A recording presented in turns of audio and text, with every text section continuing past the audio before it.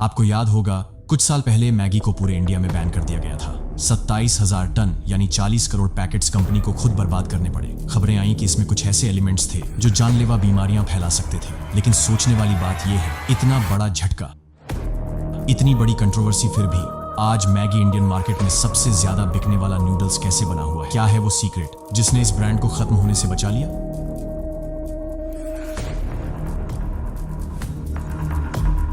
एक समय की बात है, 1884 का यूरोप। सड़कों पर मजदूरों की भीड़ थी, फैक्ट्रियों में दिन रात काम चलता था और जिंदगी मुश्किल थी। उन दिनों खाने के लिए लोगों के पास ज्यादा विकल्प नहीं थे। खास तौर पर कामकाजी वर्ग के लोगों के लिए पोषण से भरपूर और जल्दी बनने वाले खाने की भारी कमी थी। यहीं से एक क्रांतिकारी बदलाव की कहानी शुरू होती है। स्विट्जरलैंड के एक व्यक्ति जूलियस मैगी को इस समस्या का हल निकालना था। उनके पिता एक मिलर, आटा बनाने वाले थे और वहीं से उन्हें अनाज और पोषण के महत्व की समझ मिली। लेकिन सवाल यह था, कैसे एक ऐसा खाना बनाया जाए जो सिर्फ पेट ही नहीं बल्कि शरीर को भी ताकत दे। और फिर दालों से बना एक खास तरह का आटा तैयार किया जिससे झटपट बनने वाले सूप और नूडल्स बनाए जा सकते थे।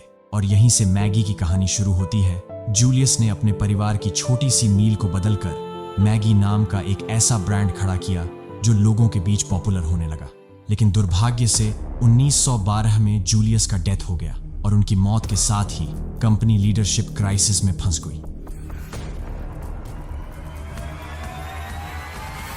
यूरोप युद्ध की आग में जल रहा था। हर देश एक दूसरे पर शक कर रहा था, हर कंपनी पर नजर रखी जा रही थी।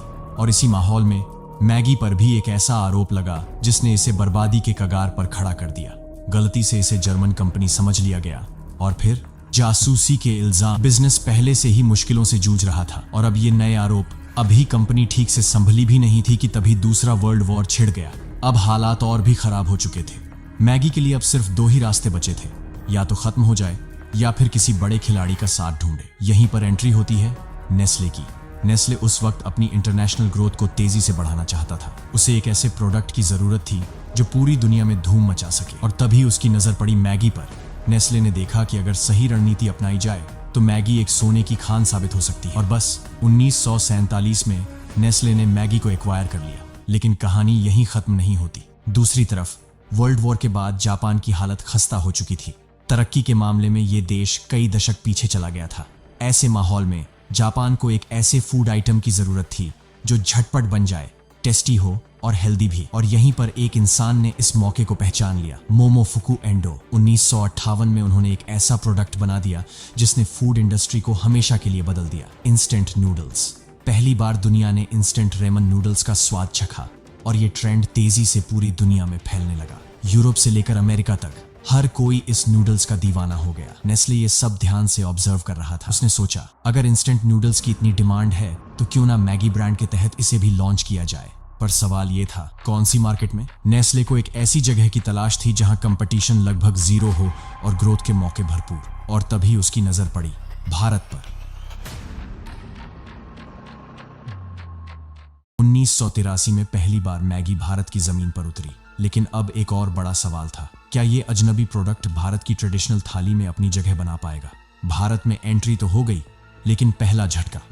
जब पहली बार भारतीयों ने मैगी को देखा तो वो चौंक गए। ये क्या है? कैसे बनाते हैं? क्यों खाएं इसे? नेस्ले ने सोचा था कि जापान की स्ट्रेटजी भारत में भी हिट होगी, इसलिए उसने वर्किंग वुमन को टारगेट किया जो ऑफिस जाती हैं और जिन्हें जल्दी तैयार होने वाले फूड की जरूरत होती है। लेकिन ये आइडिया बुरी तरह फ्लॉप हो गया। वजह एक बहुत बड़ी सोचने में गलती। दरअसल इंडियन फैमिलीज में माँ का रोल सिर्फ खुद के लिए नहीं होता, वो पहले अपने बच्चों और परिवार को प्रायोरिटी देती है। और जब नेस्ले ने मार्केट को गहराई से स्टडी किया तो उन्हें एक बहुत बड़ा पैटर्न दिखा। भारत में शाम के वक्त स्नैक्स खाना एक इमोशनल मोमेंट होता है। स्कूल से लौटे बच्चे कुछ ऐसा चाहते थे जो जल्दी बने, पेट भरे और टेस्टी भी हो। अब दिक्कत ये थी कि स्नैक्स बनाने में वक्त लगता था और बिस्किट्स माओ को हेल्दी नहीं लगते थे। और यही वो पॉइंट था जहां नेस्ले ने असली चाल चली। अब नेस्ले ने माओ को नहीं बल्कि बच्चों को टारगेट करना शुरू किया। और फिर आया वो आइडिया जिसने मैगी को भारत में अमर बना दिया। नेस्ले ने सिर्फ मैगी नहीं बेची बल्कि एक इमोशन बेचा, माँ और बच्चे के बीच का बॉन्ड। और फिर जो हुआ वो इतिहास बन गया। आज भी जब कोई कहता है 2 मिनट तो दिमाग में बस एक ही नाम आता है, मैगी। लेकिन दोस्तों, ये सफर यहीं रुकने वाला नहीं था। नेस्ले को अच्छी तरह मालूम था कि इंडिया सिर्फ एक मार्केट नहीं बल्कि एक इमोशन है, और अगर हर भारतीय के दिल तक पहुंचना है तो सिर्फ नूडल्स बनाकर बात नहीं बनने वाली, मैगी को पूरी तरह देसी बनाना होगा। नेस्ले ने मैगी के मसालों में भारतीय स्वाद का जादू मिलाया, तेज मसाले, तड़का और वो देसी खुशबू जो हर भारतीय किचन से मेल खाए।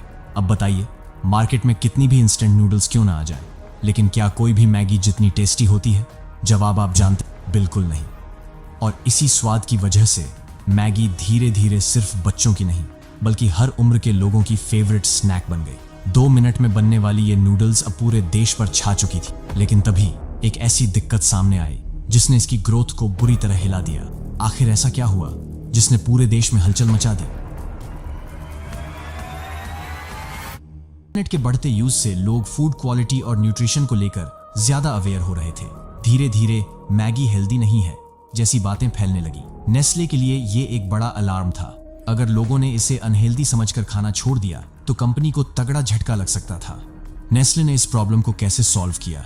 लेकिन जिस तरह हर मुश्किल का हल ढूंढा जाता है, उसी तरह नेस्ले ने भी 2005 में एक जीनियस मार्केटिंग स्ट्रेटजी अपनाई, टेस्ट भी हेल्थ भी।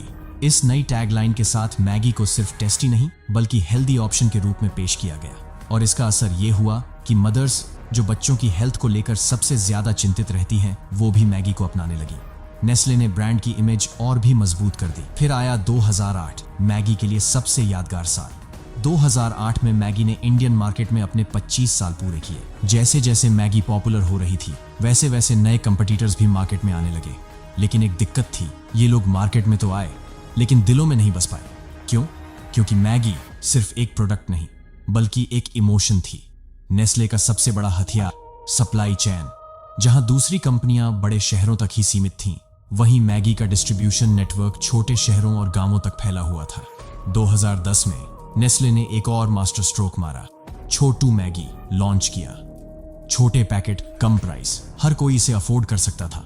और इसका नतीजा, मैगी का हाउस होल्ड पेनिट्रेशन 45% से 71% तक बढ़ गया। मतलब अगर इंडिया में 100 घर हैं तो उनमें से 71 घरों में मैगी खाई जा रही थी। लेकिन जैसा कि कहते हैं, जो ऊपर जाता है वो नीचे भी आता है। 2010 तक मैगी अजेय लग रही थी, लेकिन फिर कुछ ऐसा हुआ जिसने मैगी को अब तक का सबसे बड़ा झटका दिया। 2014 में उत्तर प्रदेश के फूड सेफ्टी रेगुलेटर्स ने एक रिपोर्ट जारी की। रिपोर्ट में कहा गया कि मैगी में मोनोसोडियम ग्लूटामेट MSG और लेड तय सीमा से ज्यादा मात्रा में मौजूद है। अब सबसे बड़ा झटका तब लगा जब यह सामने आया कि मैगी के पैकेट पर साफ साफ लिखा था नो MSG। फिर क्या था?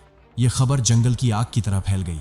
टीवी चैनलों पर बहस छिड़ गई, सोशल मीडिया पर बवाल मच गया। हर कोई बस यही पूछ रहा था, क्या मैगी हमारे लिए सेफ है? Food safety and standards authority of India FSSAI ने जब मैगी के सैंपल्स टेस्ट किए तो जो सामने आया वो किसी को भी हिला देने के लिए काफी था। रिपोर्ट के मुताबिक मैगी में लेड की मात्रा 17.2 ppm पार्ट्स प्रति मिलियन थी, जबकि अलाउड लिमिट सिर्फ 2.5 ppm थी। और तो और MSG भी पाया गया, जबकि कंपनी ने दावा किया था कि इसमें MSG नहीं है। अब जून 2015 सरकार ने बड़ा कदम उठाया। मैगी की सेल और डिस्ट्रीब्यूशन पर पूरे देश में बैन लग गया। नेस्ले पर 40 करोड़ रुपए का भारी भरकम फाइन ठोक दिया गया। मार्केट में मौजूद लाखों पैकेट्स को तुरंत वापस मंगाने का आदेश दिया गया। इस एक झटके ने नेस्ले को 12 सालों में कमाया हुआ नाम, ब्रांड वैल्यू और मार्केट शेयर लगभग खत्म कर दिया। नेस्ले के लिए यह सिर्फ एक बैन नहीं बल्कि एक नाइटमेयर था। कंपनी पर एक के बाद एक लीगल केस, लगातार फूड टेस्टिंग और लोगों के ट्रस्ट को दोबारा जीतने का प्रेशर। लेकिन जो गिरता है वही उठने का हुनर सीखता है। मैगी ने हार नहीं मानी और अगस्त 2015 में सिर्फ 2.5 महीने बाद एक ब्रिलियंट मार्केटिंग स्ट्रेटजी के साथ वापसी का प्लान बना लिया। वी मिस यू टू, एक emotional masterstroke. TV ads में दिखाया गया कि कैसे लोग मैगी को मिस कर रहे थे और कंपनी ने लोगों को यह एहसास दिलाया कि वे भी अपने कस्टमर्स को उतना ही मिस कर रहे हैं। सोशल मीडिया पर #WeMissYou2 और #MaggiIsBack जैसे हैशटैग ट्रेंड करने लगे। नवंबर 2015 में मैगी ने वापसी का ऐलान कर दिया, लेकिन सीधा ऑफलाइन मार्केट में नहीं, इस बार पहले ऑनलाइन टेस्टिंग के लिए लॉन्च किया गया। नेस्ले जानता था कि सिर्फ मैगी इज बैक कहने से बात नहीं बनेगी, उन्हें ट्रस्ट वापस जीतना था। इसीलिए 3,500 से अधिक बार मैगी के क्वालिटी टेस्ट किए गए, फैक्ट्री विजिट्स और behind the scenes video share किए गए ताकि लोग खुद देख सकें कि मैगी कैसे बनती है। और 2017 आते आते मैगी ने अपना 60% से ज्यादा मार्केट शेयर फिर से हासिल कर लिया। मैगी की यह वापसी परफेक्ट बिजनेस केस स्टडी बन गई। ब्रांड की असली ताकत उसके कस्टमर्स की लॉयल्टी में छुपी होती है। अगर लोग किसी प्रोडक्ट को अपनी जिंदगी का हिस्सा मान लें तो वह ब्रांड किसी भी मुश्किल को पार कर सकता है।